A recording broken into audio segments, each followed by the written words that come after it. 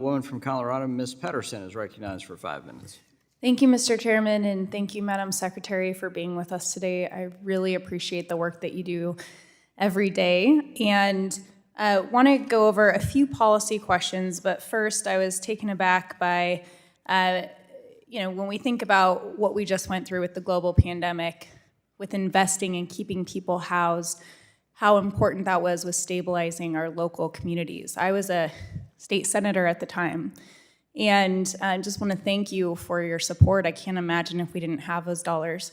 Also want to reiterate, we have the quickest and strongest recovery in the world.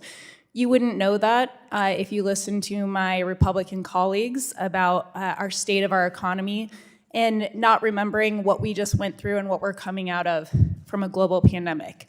So I just want to thank you for the work you do every day. We've had the opportunity to connect, and I was able to tell you my story and how important your services were for my family.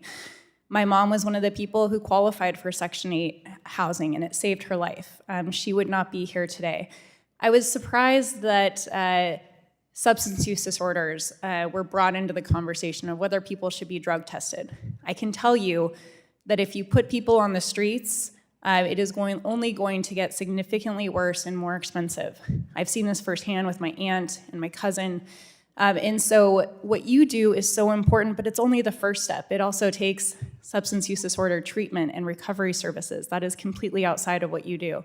But just wanted to clarify, set the record straight on that. We need to be looking to treat this as a disease, not throw people on the streets.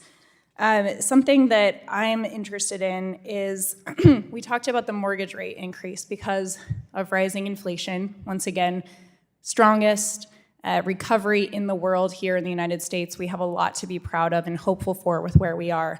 But the interest rates are a barrier for people when they're trying to sell their home and buy a new home. And something that I only know about because I'm on this committee that is really promising, and I want to look into how we can make this more accessible and streamline the process, is how people can actually take on previous interest rates for loans when they're for FHA loans. So the assumable mortgage rate. So if you're buying a property and they have a percentage of that at a rate that is much lower that we all benefited from in the previous with the previous interest rates, that you can actually assume that mortgage with FHA loans. Now, this process is burdensome.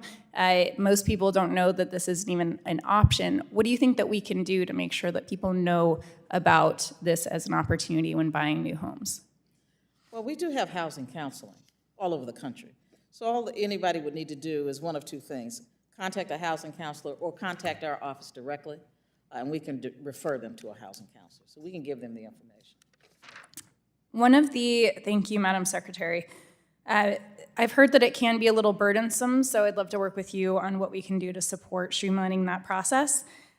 Something that has also impacted Colorado are wildfires. And we've talked at great length about the Community Development Block Grant Disaster Relief Program today.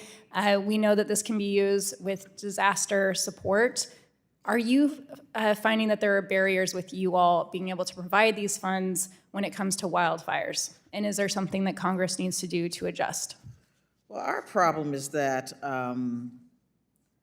we can't get to you fast enough. Because unlike FEMA that has authority, has a permanent authorization to go into communities like first responders do, we can't. We have to wait until FEMA goes in, does an assessment, comes back to Congress, tells Congress this is how much money we think it's going to take, and then Congress has to do an appropriation. When I was in Kentucky just earlier last year, it had been almost 18 months since the storm. And I think it's just outrageous that we can't help people when they need us. Great, thank you for that. You're very succinct. I'm not used to this.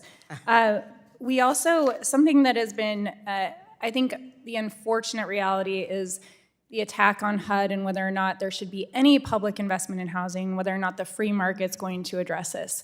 How critical are the P3 partnerships in those public investments to make sure that we can build attainable housing?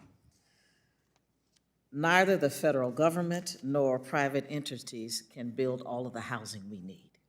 We have to work together. That is the only way we can build enough housing for the people we need.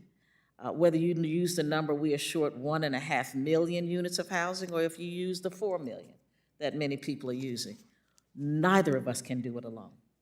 So we have to give the assistance to the best of our ability. Gentlelady's time has Thank you, Madam expired. Secretary. The gentleman from Minnesota, Mr. Emmer, is now recognized for 5